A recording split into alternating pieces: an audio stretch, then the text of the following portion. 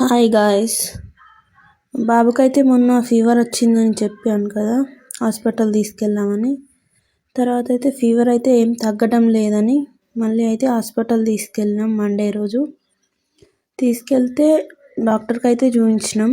చూస్తే ఫీవర్ బాగానే ఉందని బ్లడ్ టెస్ట్ రాసిండు. రిపోర్ట్లోనైతే ప్లేట్స్ తక్కువ అయినాయని చెప్పాడు డాక్టర్. తక్కువ అయినవి ఇవాళ రేపు ఇక్కడనే ఉండాలి అని చెప్పిండు. అక్కడనే ఉన్నాం. బెడ్కైతే సలైన్స్ రాసిండు. సలైన్స్ నైట్ 2 times అయితే పెట్టారు. తర్వాత ఇంటికి రాగానైతే